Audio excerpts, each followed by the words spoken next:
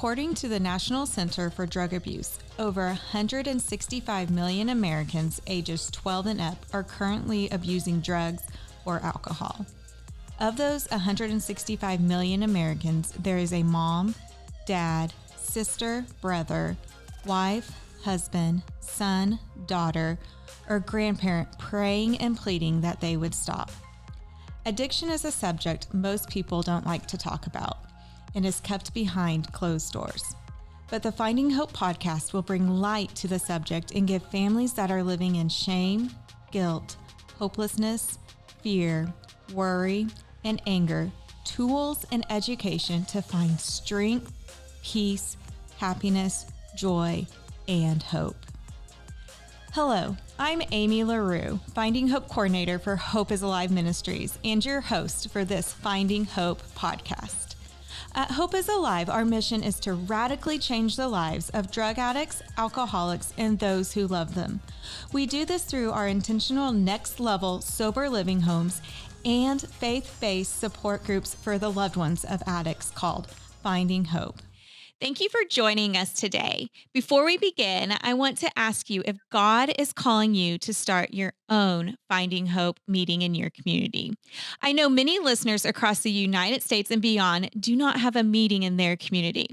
So today, I want to challenge you to pray about if God is calling you to start your very own Finding Hope. You don't have to know all the answers, just need to have a passion to see hope and healing be restored to others who also love someone in the midst of addiction. I will be there to help you each step of the way. You just need to send me an email at amy@hopeisalive.net or log on to findinghope.today and sign up to learn more. But today I have one of my amazing Finding Hope leaders joining me all the way from North Carolina. Welcome, Maggie. Thank you. How are you doing today? I'm doing good. Can't believe the holidays are in front of us. I know. And we were just talking I'm in Oklahoma City right now and you're in North Carolina. It's cold and yucky here. And you said, what was the weather like out there today? A little warm, a little humid. Doesn't feel like November. Yeah. So, but tell our listeners just a little bit about yourself. Who are you? Where are you from? Yeah. Well, first of all, thank you for having me, Amy. And like she said, my name is Maggie. I live on the coast in North Carolina, so I live at the beach. I am married to my husband of 12 years, and we have a 7-year-old little girl who's in second grade. Okay. The beach. I love the beach. I'm so jealous. I got to go out there about a month and a half ago, and it was just so beautiful out there, and it's just gorgeous. So I'm jealous of you being right there on the beach. So, It is a so good. obviously you're part of Finding Hope. You're one of our leaders out in North Carolina. Our first meeting we ever had in North Carolina, Morehead City. So tell us a little bit how addiction has impacted your life and what brought you to Finding Hope. Yeah. So addiction has been part of my story for about 13 years. That is when I met my husband, who is the one in recovery. But so I had no idea what real addiction was until I started dating him. And it wasn't until, I don't know, later in our dating, early engagement, that I realized there was a problem. He came from a long line of alcoholics, so he was well aware. But we got married kind of young, and we were partying and, living the good life. And so everybody was drinking. We were partying. And so it was kind of hard to tell that there was a problem, but it definitely revealed itself. I could just tell that his drinking was different than everybody else's. And in hindsight, I think I stuck around because, number one, I didn't truly understand the disease that had taken him over. And two, I just kept thinking, okay, well, if we get married, it'll fix the problem. And then 4 years later, well, if we have a baby, it'll fix the problem. Well, that's real interesting. Oh, I'm going to stop you right there because I hear that a lot. Okay, we were in college. We, went to parties. We did all of that. I really thought it was just a phase. Okay, once we got married, things would get better, right? Well, Right. that didn't. Well, maybe once we have kids, they'll stop drinking and per se like grow up in a sense. Yeah. But you're saying that didn't happen. So And so what did you do in that instance? You had your sweet daughter and then how are you feeling through all of this? very alone. As I became more aware of number one, what alcoholism was, it and I couldn't just say, "Hey, why don't you just not drink?" or "Why don't you do beer instead of liquor?" When I realized those things weren't working, I realized I needed some help, but I had no idea what that looked like. Like my family was too good for addiction. In my mind, addiction was a certain type of people, not, this handsome guy who came from a, you know, well-known Christian, solid family, graduated in 4 years from a good college. That just wasn't us. And so cue denial, right? And so I started kind of mentioning it to some friends. We had a solid church family, solid friends, but I didn't want to say too much because I didn't want anybody to think we were weird and not want to hang out with us. Um, and as time goes on, it doesn't matter what pastor, what friend, what anybody says, none of it was fixing the problem. None of it was fixing him. So So enter did hopelessness and yeah. So did you go to, like, your pastors and have them talk to your husband? Is that kind of the approach you were trying to get other people to maybe show him what was going on? He, wasn't hearing it from you, wasn't listening to you, so you like, "I'm gonna take a different approach now," you Right, know? right. Okay. Let's bring some others in, which, you know, ends up making him feel shame and like it's a moral failing, which I know now is that's not what addiction is. So yeah, bringing in all the people didn't fix the problem. Yeah. So what did you do? Well, so he was kind of, we rode this wave of sobriety, relapse. He was in AA, was actually working what I thought, maybe even he thought was a good program. He had a solid sponsor. I was out of town one weekend and all hell broke loose. He major relapsed, ended up involuntarily committed. He was home with our 2-year-old at the time, so DSS was involved, and that was his rock bottom. And so he was forced to make a decision, and thankfully he chose to go to rehab. And by the grace of God, to date, that was his last drink. Um, yeah, so So how did you feel when you got that phone call? I mean, you're trusting your husband with he's the father, your 2-year-old, you went out of town, which we shouldn't stop living, right? We still continue to live and do what we need to do for ourselves. What was your reaction at that moment? absolutely sick. Um, there, he was not completely unconscious when EMS got there, but there was a moment of, is he alive? So, of course, a great amount of fear. And then when I knew he was alive, then a great amount of anger.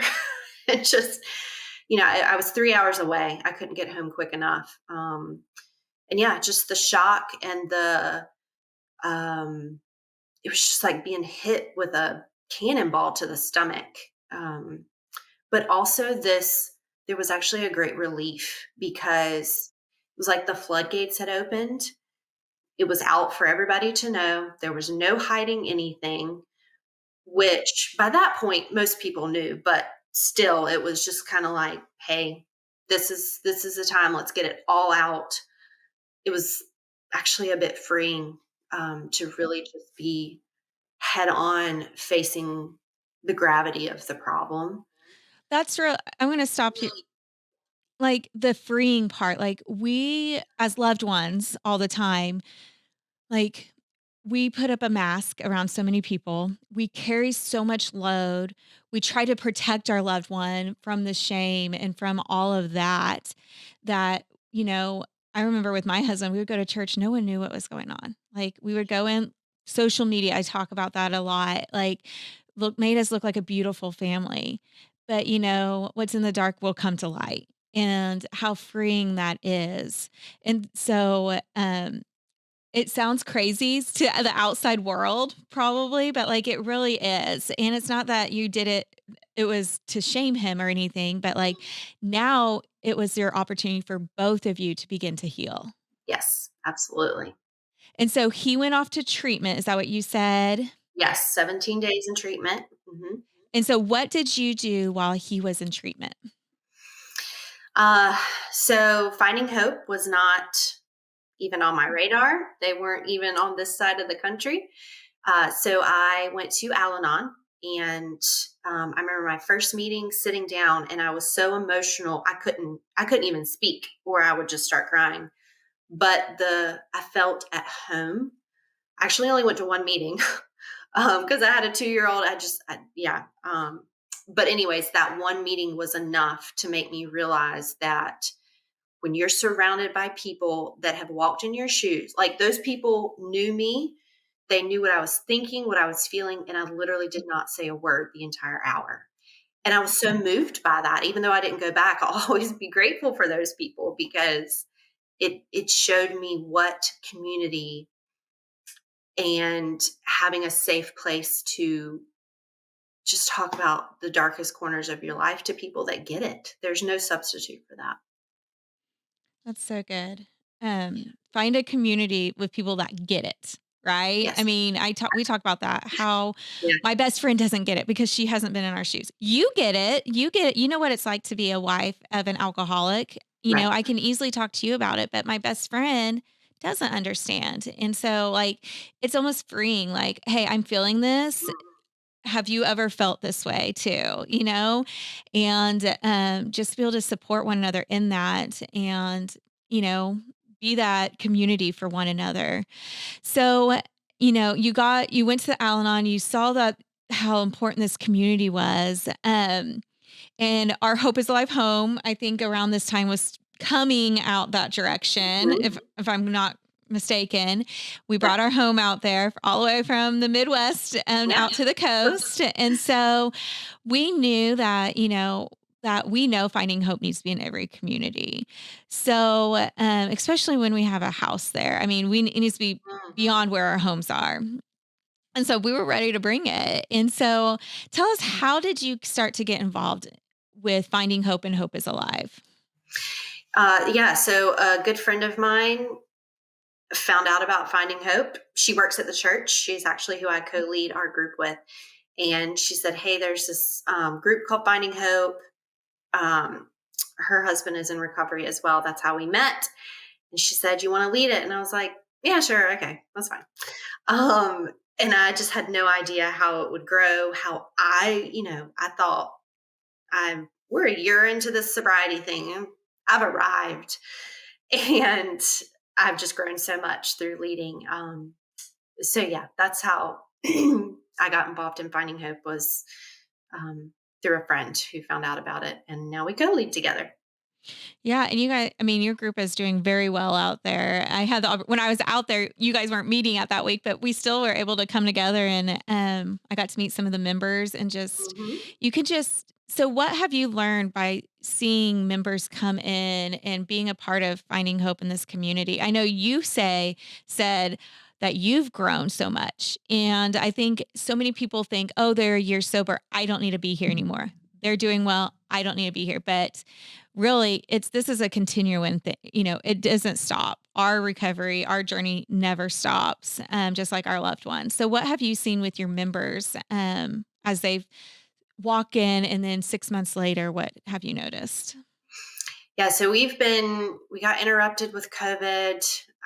So we've been consistently leading for a solid year now in person. And we've got several members that have been with us the whole time. And I have seen them walk in those doors, it like for the first time saying out loud, my husband or my son or whoever is an addict, to now they come, their loved one's been sober now. Now they come so that they can love on other people. And so to see that come full circle is incredible. And, just like you just said, there's so many parallels between our loved one in addiction and our recovery, and it doesn't stop. Like, we never arrive, we never stop learning, growing. Every time somebody new comes, they bring a new experience or a new situation, new point of view.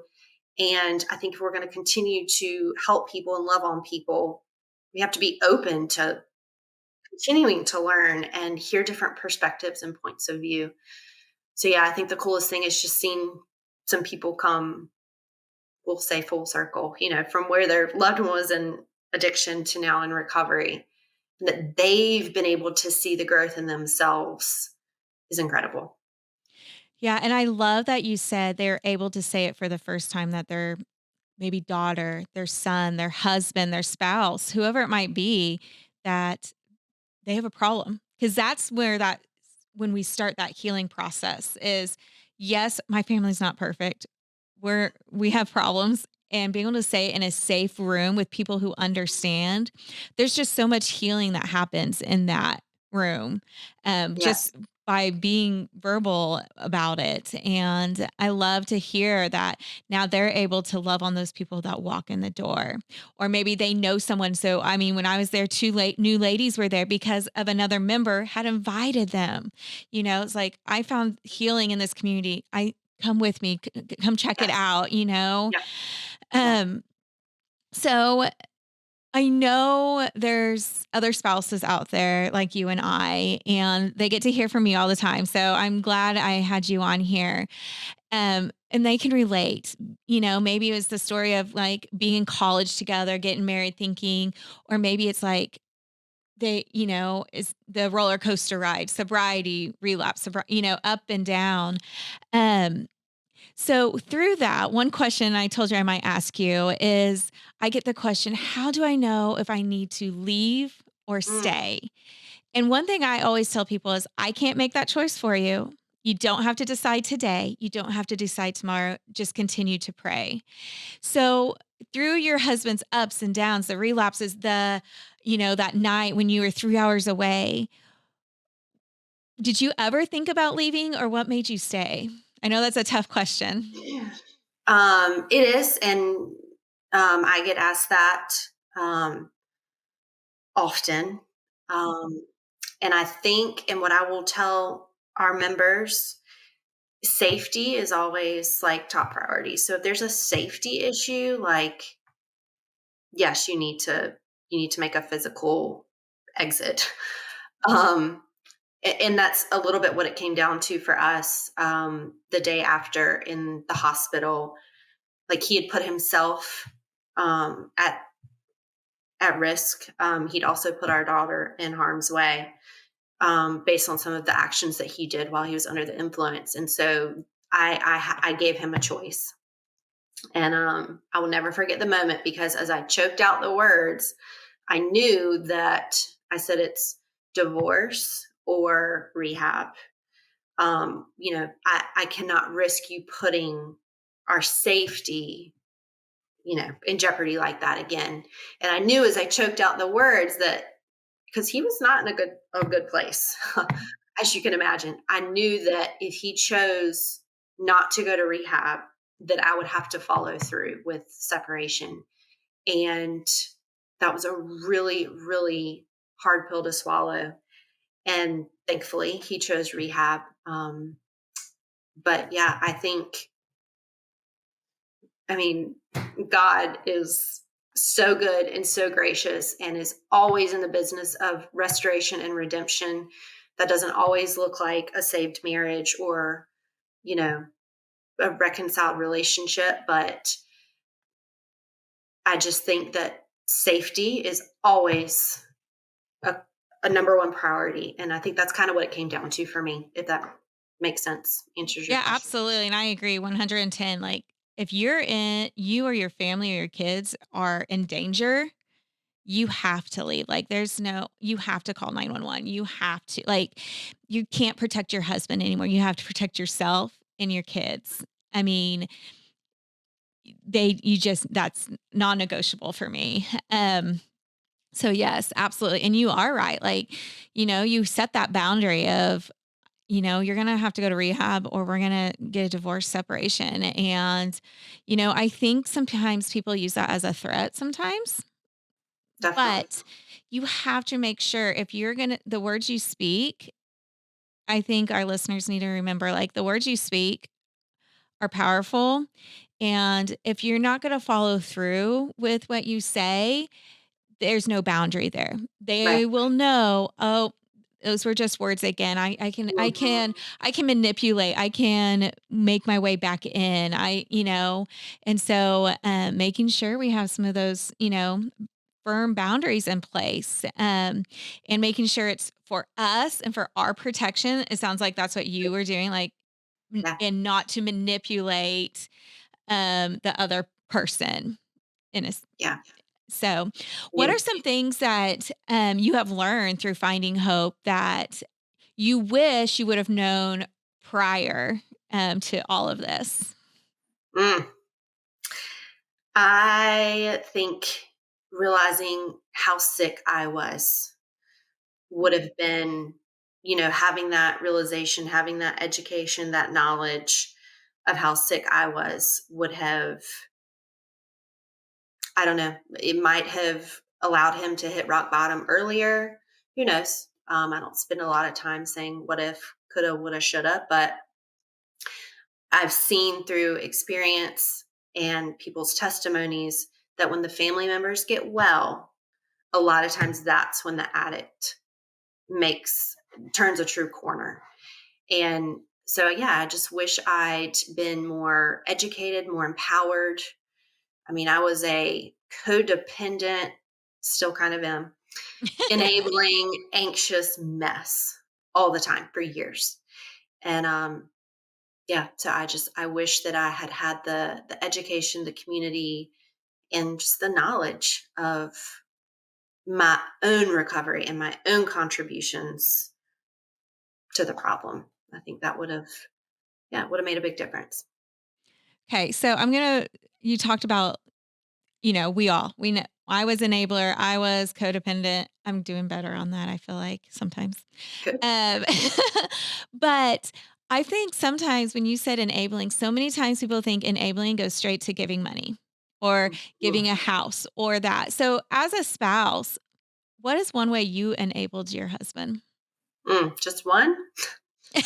I mean, you can share more. I think that's good for people because Yeah, they don't always see it as enabling, I feel like right. sometimes. Mhm. But now like looking back on it, it's like, "Oh, that was enabling my husband." Right. So what would be one or two? Protecting him from natural consequences. And I mean, I never gave him money. I never said, okay, well, my daughter and I, we're going to leave. So you could, I never did the typical enabling things, but I protected him from natural consequences. I lied for him. Mm, Um, I covered up. I yeah. think that was probably one of the biggest ways I enabled him. Yeah, absolutely. I mean, I was like my husband's secretary. I would check his work phone, make sure everything was getting done. Like, Mhm. because I thought I was protecting our family because if he didn't work, he Right. didn't get money. But you are right. Like I was natural consequences. If you're not doing your work, you're going to lose your job, which Right. may have. But again, we can't go back on the what ifs. We can only look for today, and what can I do today? I Yeah. can't go back, but what can I change today that maybe yesterday wasn't my best day? You Mhm. know. So if there's another spouse sitting here with you today, maybe in the midst of it, in the middle of the storm, they just don't know what to do. They're just broken. They might have a family, they might not. What would your biggest advice or what would you tell them today? I would tell you that you're not alone, that it's not your fault, and there is hope, which happens to be the Finding Hope motto. And it's a really good one because you just need to know it's not your fault and that you're not alone.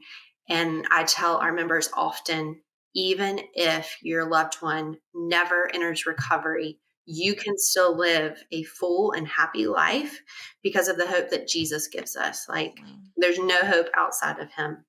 Of course, our prayer is always that our loved one will enter recovery, but if they don't, how are you going to live your life? Um, so I would encourage that spouse to get help. Tell a friend, tell a coworker, a family member, love yourself and trust Jesus for your strength because you can't do it alone. Yeah, that's so good. I love that. Our hope is in Jesus, but Yeah. let's cling to him, you know, first and foremost. So, anything else you want to share with our listeners today? I don't think so. Find a Finding Hope group. Yeah, absolutely. And if you're not, here's another plug. If there's not a Finding Hope group in your community, don't forget to reach out to me. Let's get one started.